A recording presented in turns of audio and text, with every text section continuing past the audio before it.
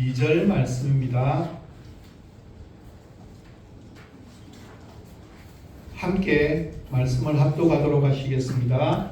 그가 나를 푸른 풀밭에 누이시며 쉴만한 물가로 인도하시는도다. 아멘. 다윗이 자신을 양으로 인식하였다는 것은 본인 스스로가 생각해 볼 때 적어도 이때까지 지나왔던 자신의 삶을 돌아보니까 자신의 힘과 자신의 능력, 자신의 생각, 자신의 지혜에서 나왔던 방법으로 자신의 인생이 움직여 온 것이 아니라 자신의 삶의 주인 되시는 목자 되시는 하나님의 섭리하심의 은혜의 손길 속에서 지나왔음을 그는 너무나 잘 알고 있었습니다. 자신의 힘으로는 양 한 마리를 지킬 수 있는 능력도 없고 양들이 수없이 많은 위험에 빠져 있을 때 하나님이 주시는 특별한 은혜의 섭리의 손길로 말미암아서 그 위기를 극복하였다는 사실을 잘 알고 있었기에 자신의 삶 속에서도 찾아왔던 수없이 많은 위기의 순간, 배반의 순간, 눈물 짓는 고통의 순간, 신발도 채 신지 못하고 도망가는 그 순간순간마다 속에서도 하나님께서 자신을 인도하여 주셨다는 사실을 너무나 잘 알았습니다. 그래서 그는 기꺼이 야훼 하나님을 여호와는 나의 목자시라고 그렇게 고백합니다. 야훼 하나님이 나의 목자가 되셨기 때문에 나는 결코 부족함이 없었을 뿐만 아니라 푸른 풀밭, 쉴만한 물가로도 야훼 하나님께서 인도하여 주셨다라고 그는 그렇게 고백하고 있는 내용입니다. 1절에서 내가 부족함이 없습니다. 2절에서는 하나님께서 나를 인도하십니다. 이 말은 다윗이 현재형으로 고백하고 있습니다. 그러니까 자신의 삶 속에 과거 속에 있었던 하나님을 떠올리지만 지금 내 삶 속에서 하나님께서 어떻게 인도하여 주시고 계시는지 내 삶을 부족함이 없도록 인도하고 계시는 하나님이 어떤 분인지에 대한 현재에 대한 고백입니다. 앞으로 나를 이렇게 인도하실 것이다에 대한 이야기가 아니라 지금 현재 내 삶에 부족함이 없고 지금 내 삶을 하나님께서 인도하고 계십니다에 대한 믿음의 고백입니다. 이 같은 삶의 고백은 철저하게 자기 자신은 왕으로서 있는 삶이 아니라 양과 같은 나약하고 연약한 존재이지만 내 삶에 부족함이 없고 나를 인도하고 계시는 야훼 하나님이 계시기 때문에 내가 부족함이 없고 나를 책임져 주심에 대한 믿음의 고백이라고 하는 사실입니다. 나의 힘과 능력, 나의 노력으로 무엇인가를 할 수 없는 너무나 연약한 양 같은 존재임을 철저하게 깨달았기에 시편 23편 1절과 2절에서 내가 부족함이 없습니다. 나를 인도하고 계십니다. 라고 고백드릴 수 있다는 사실입니다. 예수님이 살았던 팔레스타인 땅은 1년 중에 절반 이상이 황무지로 변하여서 광야의 땅입니다. 이 사실을 감안한다면 양들은 좋은 풀을 먹기에는 결코 적합하지 않는 환경이고 물을 먹기에도 결코 적합하지 않는 곳입니다. 그러기에 좋은 풀을 먹이고 좋은 물을 먹이기 위해서 목자들이 얼마나 많이 힘들고 어렵게 고생을 하고 있는지 충분히 짐작할 수 있습니다.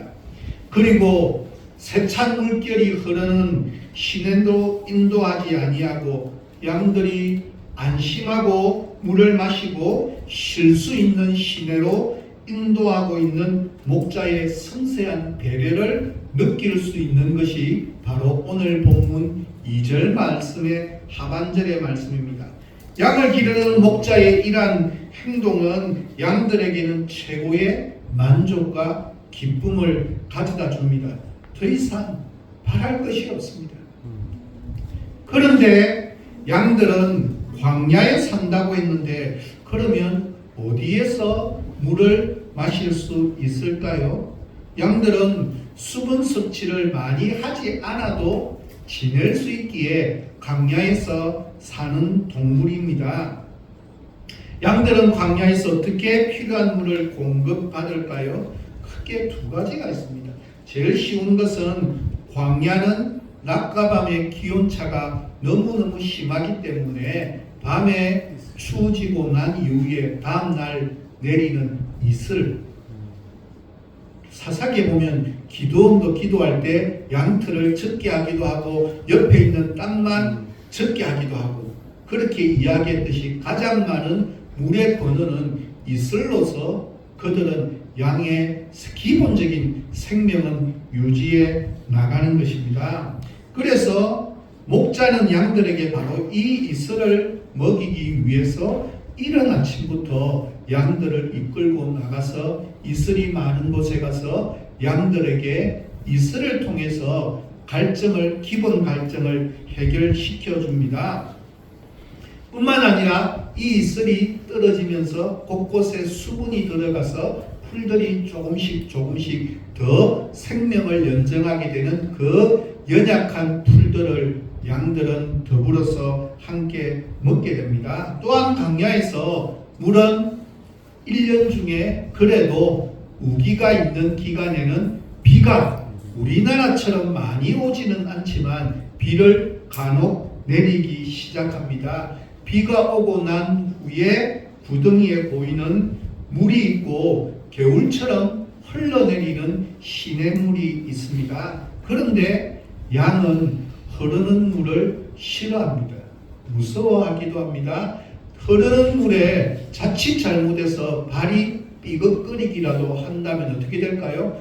털로 전체가 뒤덮여 있는 그 양에 물이 젖으면 무거워서 똑바로 걸을 수 있을 만큼 그래서 흐르는 시냇물을 굉장히 싫어합니다. 물론 흐르는 물을 전혀 마시지 않는다는 이야기가 아닙니다. 갈증이 나면 먹기도 하겠지만 기본적으로 목자가 양을 인도할 때는 흐르는 물로 데리고 가지 않습니다. 왜냐하면 물을 먹기를 주저하기도 하지만 아울러서 그것에 대해서 쉴 수가 없기 때문에 물을 먹고 난 뒤에 쉴 수 있는 공간이 없기 때문이기도 합니다. 그래서 목자는 고인 물을 찾아가야 합니다. 바로 그게 무엇이라는 겁니까? 쉴 만한 물가입니다. 흐르지도 않고 잔잔하게 물이 고여 있을 때 이 물가가 양들에게는 쉴 만한 물가가 된다는 사실입니다. 이것은 큰 물이 지나가고 난 뒤에 생기게 되는 웅덩이입니다. 양들은 이곳에 데려다 놓으면 물을 마시고 그 주변에서 편안히 쉬게 됩니다. 더구나 이것은 아주 깨끗하고 맑은 물이 그늘진 곳에 있으니까 더 시원하고 쾌적한 곳입니다. 그러니 양들이 그 근방에서 쉬기에 너무너무 좋습니다. 똑같은 광야이지만 계곡이 있기 때문에 거기에 시원한 물이 있다면 더 좋습니다. 그처럼 양들은 쉴만한 물가에서 편안하게 쉬면서 대세인지를 합니다. 오늘 본문에 등장하는 이 쉴만한 물가라는 단어는 본래 히브리어 단어에서는 메두호트라고 하는 단어로 되어 있는데 원형은 메누아라고 하는 단어입니다. 이 단어는 뜻이 무엇인가 하면 우리는 쉴 자라고 한자라고 이야기했지만 안전하게 쉴 수 있는 장소, 평안한 장소, 쉼터, 쉼, 휴식을 의미합니다. 하지만 메누아는 쉼이나 휴식, 그 이상의 의미로서 평온, 행복, 고요, 안식, 휴식, 조화, 샬롬의 뜻을 함께 다 포함합니다. 그래서 우리말 성경에 쉴만한 물가는 원전을 직접 번역하면 쉼의 물가입니다. 쉼이 있는 물가입니다. 이 메누아가 있는 물가에 가면 평안을 얻을 수 있고, 그곳에 가면 안식을 누릴 수 있고, 그곳에 가면 쉼을 누릴 수 있고, 그곳에 가면 행복할 수 있고, 그곳에 가면 걱정하지 않고 근심하지 않고 염려하지 아니할 수 있는 장소가 바로 쉴자에 가지고 있는 가장 기본적인 뜻입니다. 그래서 목자들은 이 쉴만한 물에 대한 관심이 지대합니다. 유능한 목자는 어떤 목자이냐? 풀밭이 있을 뿐만 아니라 아울러서 쉼이 있는, 안식이 있는, 평안이 있는, 기쁨이 있는 곳으로, 그곳이 어느 곳인지를 많이 알고 있는 목자가 가장 유능한 목자라고 하는 사실입니다. 유능한 목자는 다른 목자들이 알지 못하는 셈들을 많이 알고 있는 목자입니다. 그런 셈들을 부지런히 찾아다니는 목자입니다. 그런 목자의 양들만이 그가 나를 푸른 불밭에 누이시며 쉴만한 물가로 인도하시는도다 라고 고백하게 됩니다. 양은 꼴에서 얻은 수분으로는 모자리기에 아침 이슬로 목을 축이기도 하지만 물을 따로 마십니다. 물살이 센 냇물은 위험하기 때문에 흔히 소나기에 의해서 흙탕물일 경우가 많고, 또 양이 빠져 휩쓸려 내려갈 위험이 있는 곳입니다. 그래서 양이 마셔야 할 물은 잔잔한 물가일 수밖에 없습니다. 아울러 여기서 쉼이란 물에 대한 말이기보다는 이 쉼이 물에 대한 강조가 있는 것이 아니라 양들을 위한 쉼이 있는 장소에 더 깊은 방점을 두고 있다는 사실입니다. 양에게 물을 통해 안식을 허락한다는 의미입니다. 쉼이란 안식입니다. 그런 쉼이나 안식이 무엇일까요? 안식이라고 하는 유명한 책의 저자인 마르바드는 이 안식이라는 단어의 의미를 이렇게 설명합니다. 단순히 아무것도 일을 안 하는 단절의 상태가 아닌 존재 자체가 생명과 기쁨으로 가득한 충만한 상태라고 그렇게 이야기합니다. 무슨 말인가 하면 안식한다고 해서, 논다고 해서 그냥 띵까띵까 그냥 노는 개념이 아니라, 안식이라고 하는, 쉼이라고 하는 단어가 가지고 있는 것은 무엇인가 하면 누구의 품에서 안식하느냐, 어디에서 쉼을 누리며 살아가느냐, 관계에 더 중요성을 가지고 있는 단어가 이 바로 마누아라고 하는 쉼이라고 하는 안식이 가지고 있는 뜻입니다. 그래서 그는 이어서 영적 안식의 중요성을 이렇게 설명합니다. 오늘의 현대 문화에는 우리의 안식의 갈망을 채울 수 있다고 손진하는 매춘부적인 선전들이 허다하지만, 하나님의 임재를 경험하는 거룩한 시간이 아니면 인간의 공허함은 그 무엇으로도 결코 채워지지 않는다.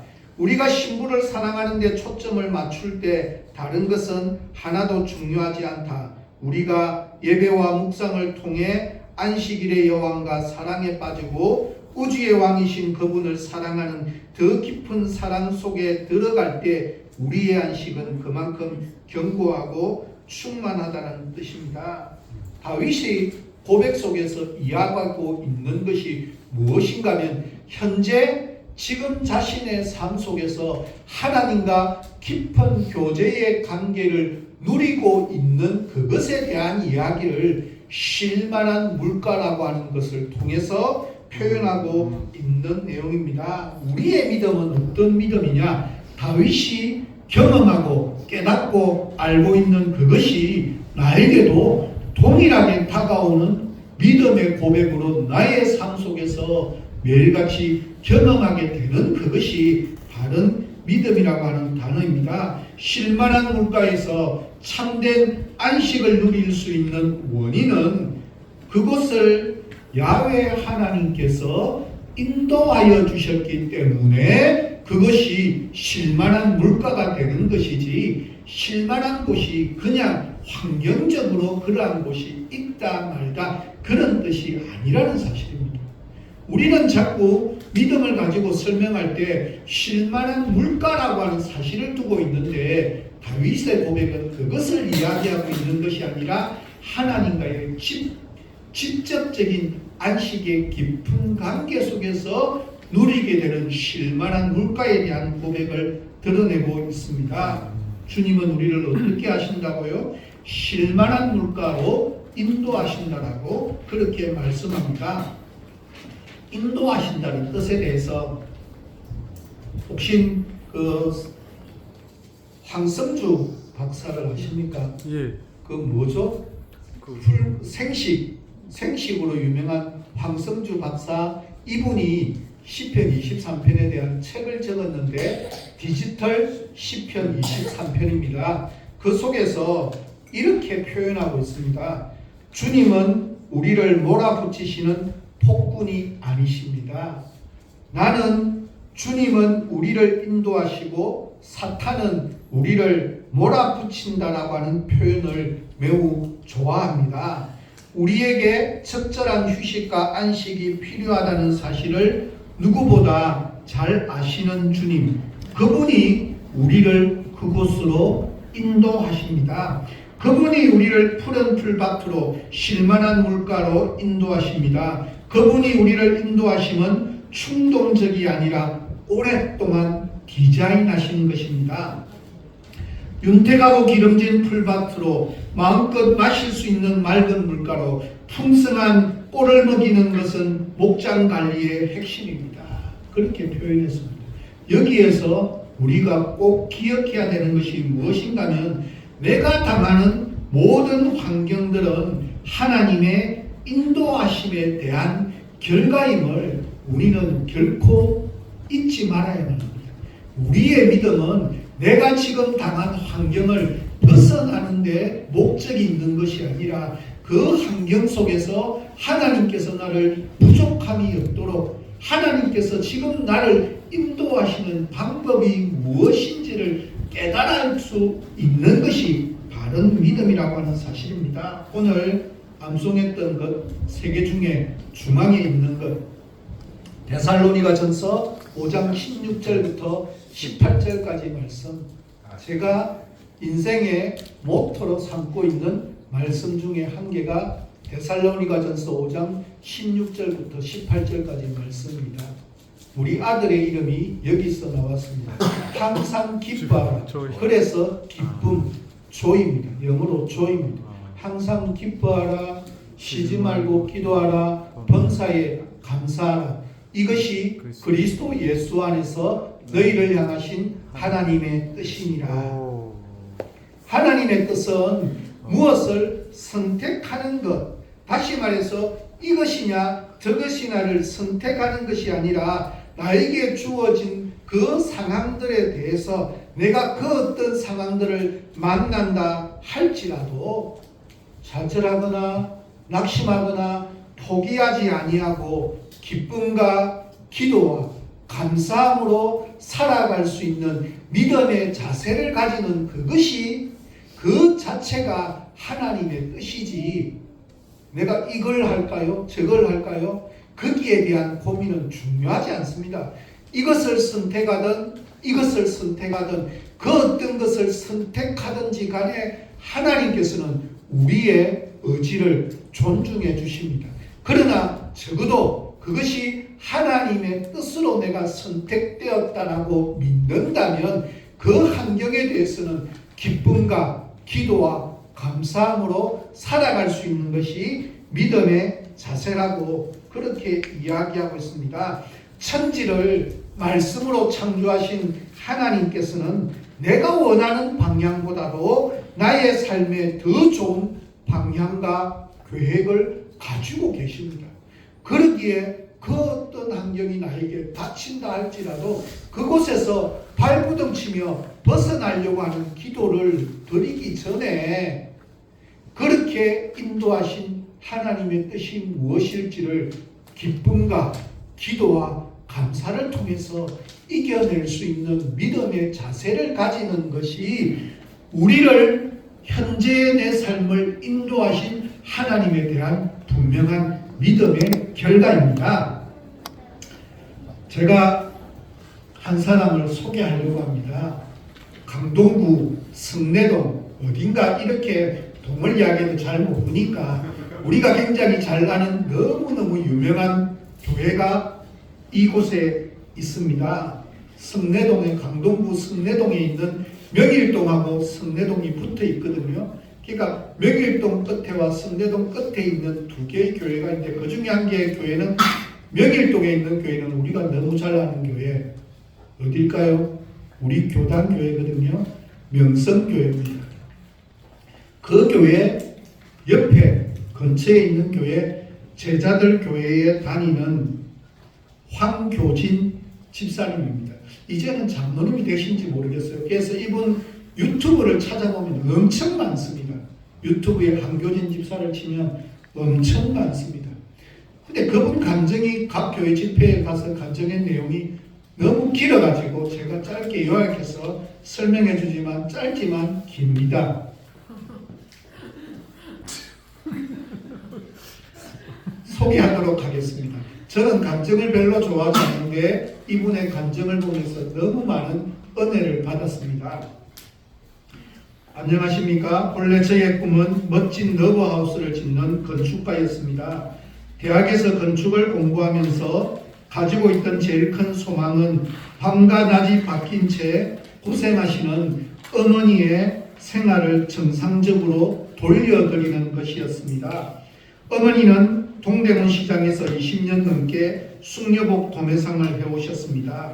밤 10시면 일어나 가게에 나가셔서 다음날 오후가 되었어야 귀가하신 후 여러가지 집안일을 정돈하시고 해가 다 떨어진 시간에 주무시곤 했습니다. 모자간에 마주 앉아 일상의 대화를 나누기 어려웠지만 어머니께서 열심히 사시는 모습 자체가 제겐 은혜로운 설교였고 사랑의 교과서였습니다. 제 인생을 송두리째 바꿔놓은 잊을 수 없는 그날이 찾아온 건 지금으로부터 13년 전입니다. 지금으로 따지면 20년 넘었을 거예요. 오랜 두통을 약으로만 버티시다가 끝내 가게에서 뇌출혈을 일으켜 의식을 잃으신 어머니, 대학원 특자 입학을 해둔 저로서는 하늘이 무너져 내리는 슬픔과 고통이었습니다. 그때 저는 기적이 일어나길 기도했습니다. 하나님, 이대로 부르시지 마시고 꼭 어머니를 살려만 주시길. 간절한 기도가 통했는지 어머니는 중환자실에서 3개월, 일반 병실에서 5개월여를 생명의 숨을 놓지 않고 계셨습니다. IMF로 수술했던 1997년 11월에 의식을 잃으신 어머니는 겨울과 봄을 넘기고 초여름 무렵 가망 없는 퇴원을 명받고 집으로 모시고 와야 했습니다. 그때부터 저는 왜? 라는 질문의 기도를 하지 않았습니다. 하나님, 왜 사랑하는 어머니의 뇌출혈이 진행되도록 내버려 두셨나요? 왜 회복 불능의 식물인간 상태로 그냥 두시나요? 이런 질문은 마음을 우울하고 힘들게 할 뿐이고 제가 당장 해야 할 일을 찾는데 전혀 유익이 되지 않았습니다. 왜? 라는 질문을 어떻게로 바꾸었습니다. 하나님께서 살려주신 어머니의 생명을 제가 어떻게 편하게 간호해 드릴 수 있을까요? 의학적 전문 지식이 없는 제가 어떻게 이 고통을 극복해 나갈 수 있을까요? 기도 제목을 바꾼 후 바로 기적의 응답을 받았습니다. 하루 24시간을 어머니의 손과 발이 되어 매 시간별 섬세한 계획표를 짜서 그대로 실행했는데 병원에서 치료받으셨을 때보다 혈색과 체온, 혈압 등이 훨씬 좋아지셨습니다. 그러나 간절히 기도했던 어머니의 의식은 회복되지 않았습니다. 그러면서 저는 드라마틱하게 어머님의 의식이 돌아오는 초자연적인 기적보다 더욱 어려운 기적을 경험했습니다. 그것은 상황은 바뀌지 않았지만 제 마음이 바뀌는 기적이었습니다. 14년째 식물인간 상태의 어머님을 위해 애쓰면서 힘든 광야에서 길을 잃지 않고 지도를 그릴 수 있는 능력을 얻게 된 것입니다.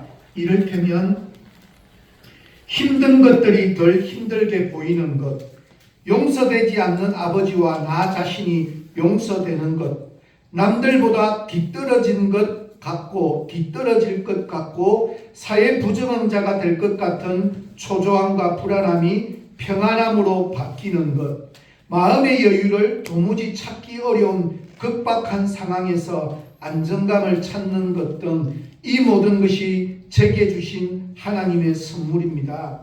어찌 보면 눈에 띄지 않아 기적이라고 할 수 없을지도 모르지만 상황은 그대로인데 관점이 바뀌는 것은 초자연적인 회복만큼이나 어려운 일이라고 생각합니다. 하나님은 어머니의 의식을 회복시켜 주셔서 예전처럼 같이 대화를 나누고 밥을 먹는 일상을 허락하지 않으셨습니다. 저는 매일 어머니를 목욕시켜드리고 250kcal 이상의 열량을 계산하여 영양죽을 만들어드리면서 집에서 모신 8년 동안 하루도 잠을 제대로 자지 못했지만 이전보다 훨씬 건강해졌습니다. 특히 하나님이 함께 하시는 제 손길에 평안히 숨쉬는 어머니 얼굴을 뵈면 지금도 모든 피로와 절망이 사라집니다. 제겐 어머니를 간호하면서 하루하루의 기록을 글로 남기는 것이 유일한 삶의 활력소였습니다. 하나님을 믿고 기다리며 써온 7년 동안의 신앙 고백들을 2004년도 여름 어머니는 소풍 중이라는 제목의 책으로 출간되었습니다. 책이 나오자마자 방송 출연 섭외와 인터뷰 요청이 쇄도했습니다. 저는 화려한 조명에 이끌려 카메라 앞에 자주 서는 것이 하나님이 인도해 주신 삶의 진정성을 해치는 일임을 묵상하며 인간적인 방송들을 모두 거절했습니다.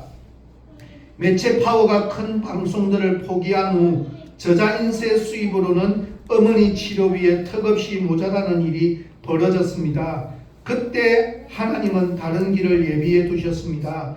7년 넘게 바쁜 백수로 지내며 어머니 간호를 소재로 신앙 에세이만 써온 제게 큰 기업체 홍보팀에서 일할 수 있는 기회가 주어진 것입니다.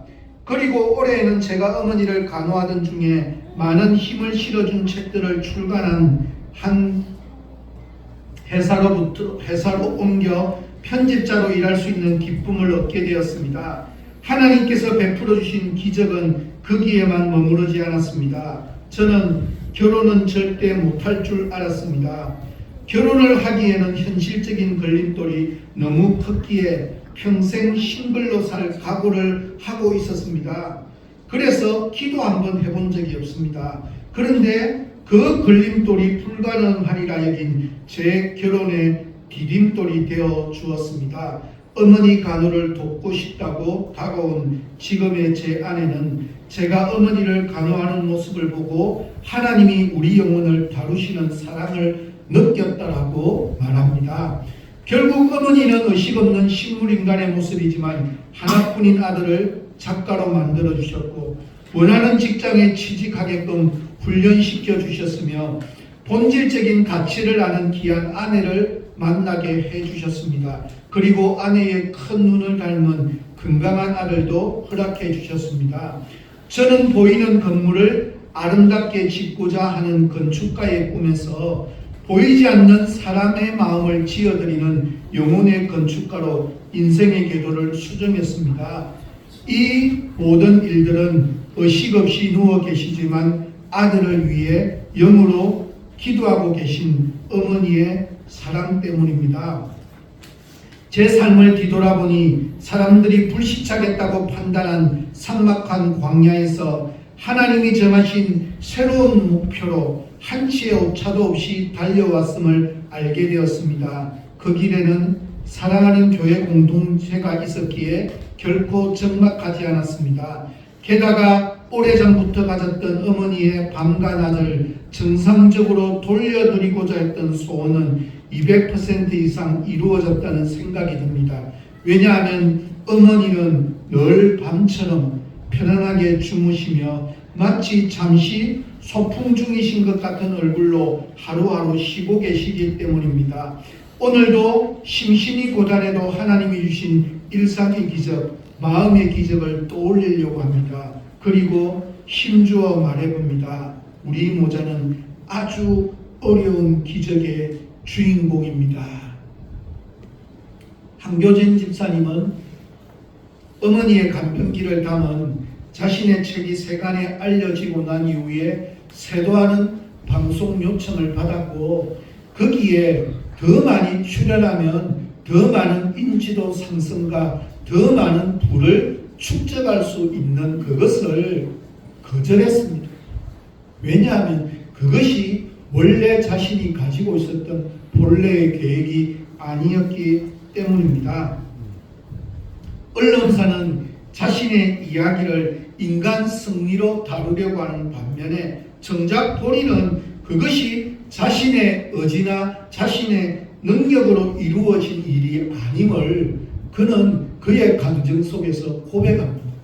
자신이 무엇을 한 것이 아니라 하나님의 인도하심이 무엇인지를 그는 너무나 잘 알고 있는 사람이었습니다. 황 집사님에게 하나님의 생명의 통로가 되는 것은 하나님께 왜를 묻지 않고 어떻게를 묻는 것으로부터 그는 바뀌는 인생을 살았습니다.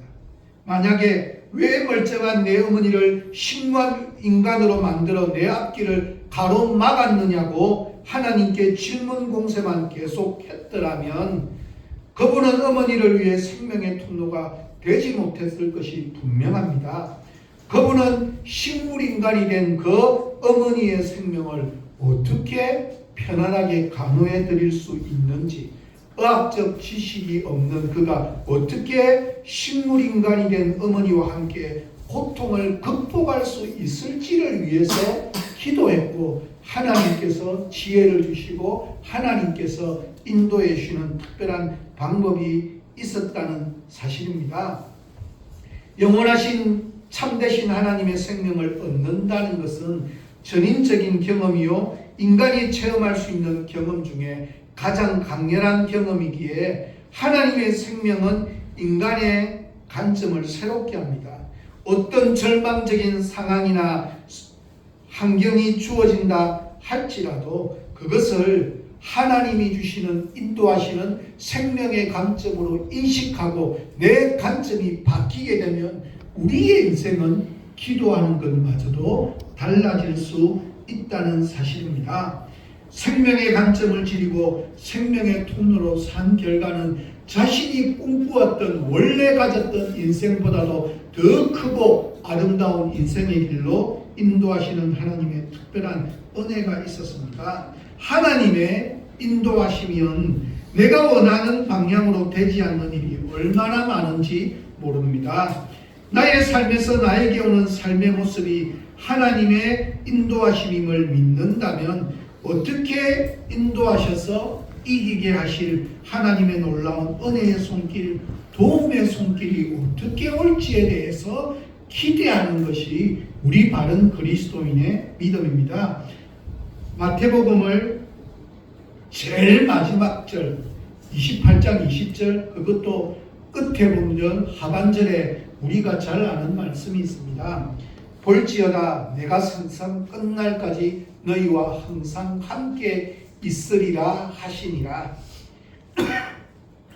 주님의 이 마지막 약속을 믿지 못할 때 실패는 절망의 동의어가 되지만, 그러나 이 약속을 믿는 사람은 설령 내가 가진 계획이 무산되고 잘못된다 할지라도, 육체의 건강을 혹이나 잃는다 할지라도 절망하지 않습니다. 왜냐하면 주님께서 나와 함께 하고 계시기에 나의 계획이 무산되었다 할지라도, 안 된다 할지라도 그 과정을 통해서 주님께서는 자신을 더욱 신실한 그리스도인으로 인도하실 천지를 말씀으로 창조하여 주신 하나님의 도움의 손길을 기대하며 소망하며 살아가는 그것이 하나님의 인도하심을 믿는 그리스도인의 삶의 모습입니다.